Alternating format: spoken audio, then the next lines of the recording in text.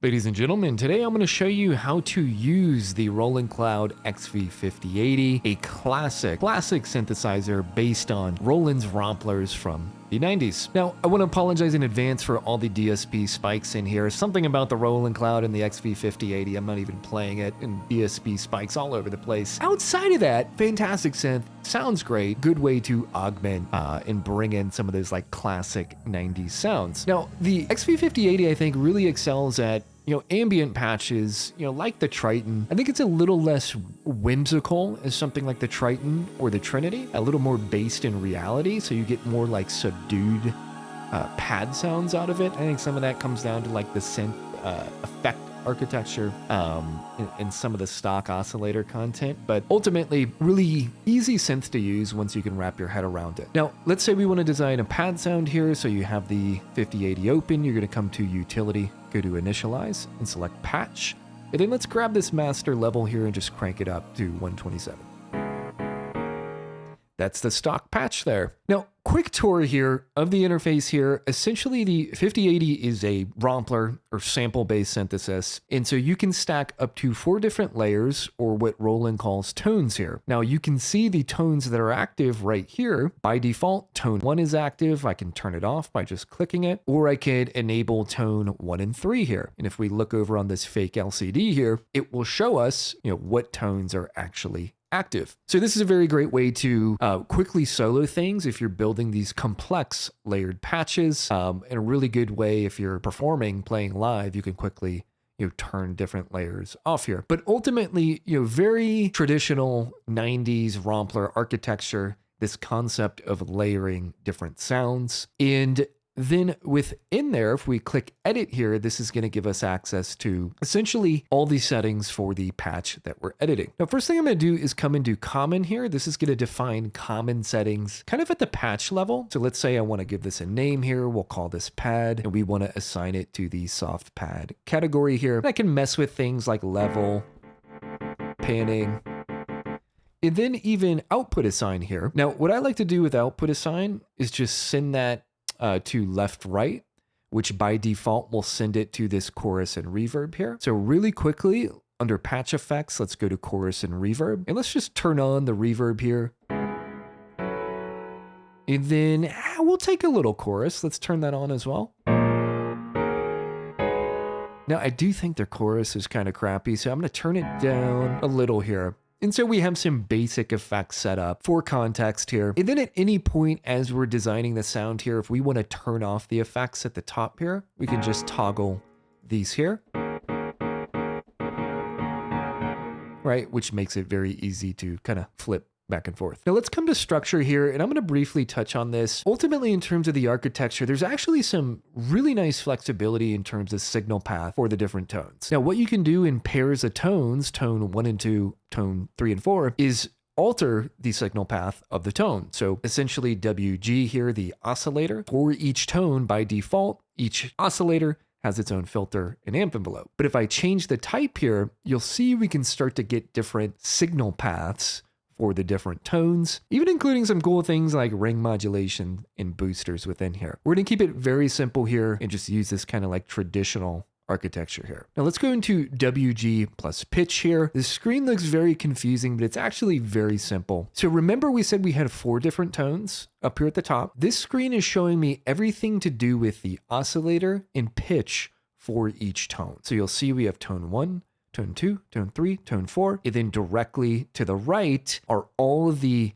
wave group and pitch settings for that tone. So tone 1 here, these SW switches turn the tones on and off. The select switch here selects the tone. So tone 1 here, we can come into wave number, and this is where we can change the oscillator. Now, I really hate, Roland did a terrible job implementing this system here. Kind of brings up different banks here of oscillators. It makes it very difficult to find an oscillator you're looking for. Triton does this very well. Nonetheless, if we come into 416 here, typically for a pad sound, we want, some type of soft pad, string, or even a vocal sound. So let's go down to 448 here, and let's grab this Synvox 1.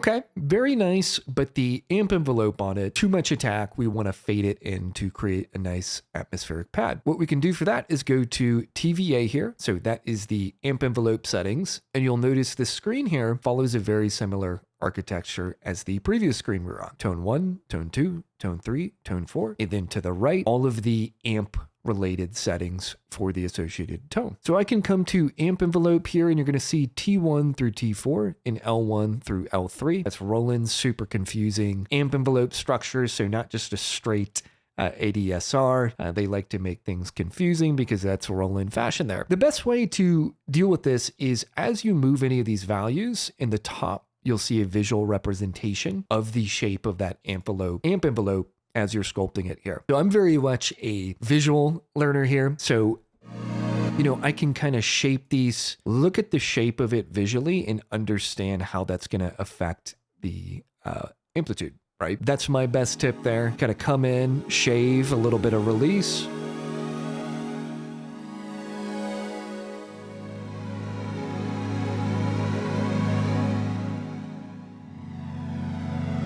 Okay, that's sounding nice there. Now let's go back to TVF here and similar screen as TVA. Now we're just looking at filters. And so I can come in for tone 1, select a different filter type. I want a low pass filter. I'm going to bring the cutoff down.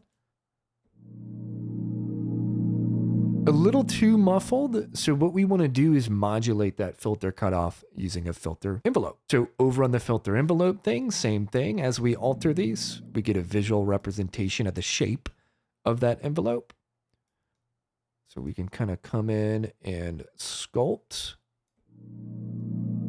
Be like a very somewhat slow sweep, little bit of sustain. Now what we need to do is apply that amp envelope to the cutoff, and we do that through the depth value here. Increasing it will apply it positively to the cutoff. Going negative will go the opposite way.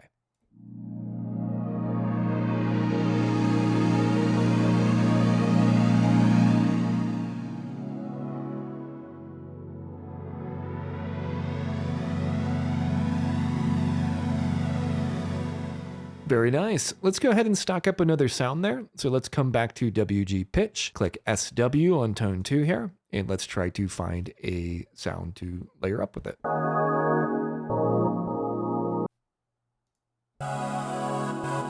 Now what I'm going to do is just very quickly alter the amp envelope on tone 2. So let's come down to tone 2 here, kind of do similar exercise here, but maybe not as high on the level. So kind of want to like get in there and just doot doot doot.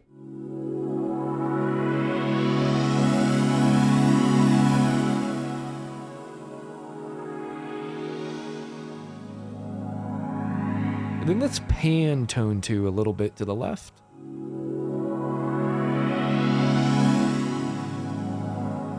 And we'll solo tone 2.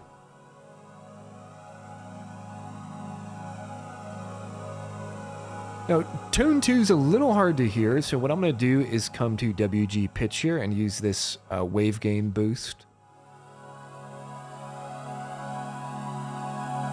Essentially gives me a little more volume out of the tone on the individual tone level.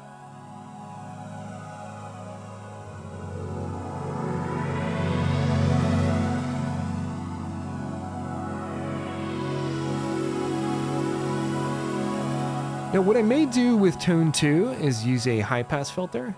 Let's solo it again.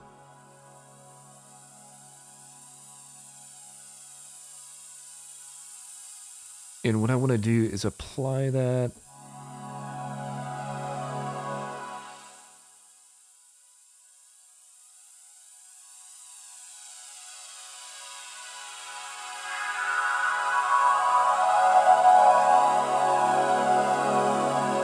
So we're essentially setting a high pass filter on tone 2, have it closed all the way at the top, and then we're sweeping it down to reintroduce some of the lower mid frequencies to it. So it gives us this like very nice slow sizzle.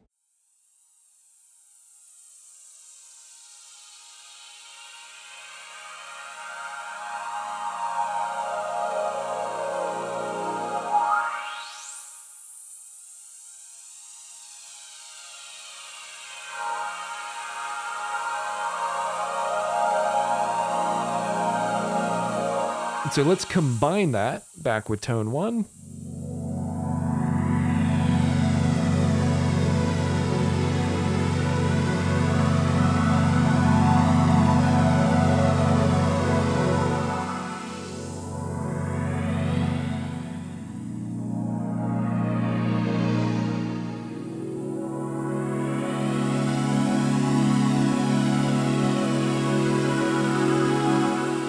And then what I think could be nice is if we come into LFO here, we have 2 LFOs for each tone. So I can come into tone 2 here, and maybe on LFO 1, we change that to a sine wave. And let's actually modulate the panning of tone 2. So it sounds like it's kind of flying around in the stereo space. So we can come in under depth, apply that to pan.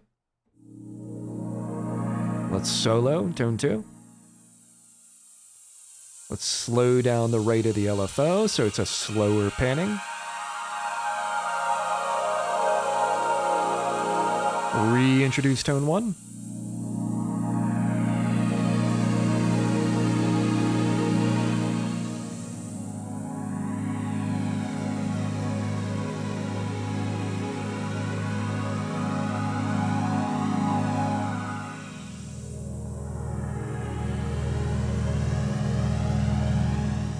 Now, what we could do now is just like a final touch here. Let's come back to common and let's change the output assignment to MFX. So now the patch is actually being sent to MFX first here. And in the MFX, we have the ability to slot in an effect of our choosing, whereas the chorus and reverb there are defined in the synth itself. So in the patch effects, I don't know, let me just mess around in here and see if we can find something cool.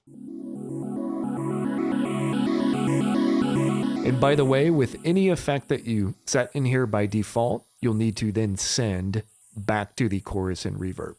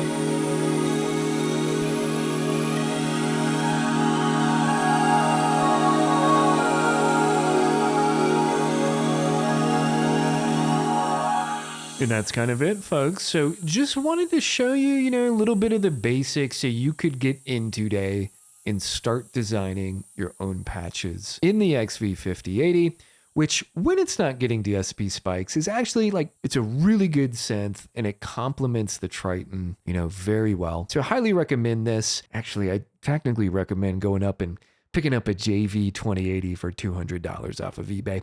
Probably a better bet. Nonetheless, let me know what you guys think down in the comments. Have a good one.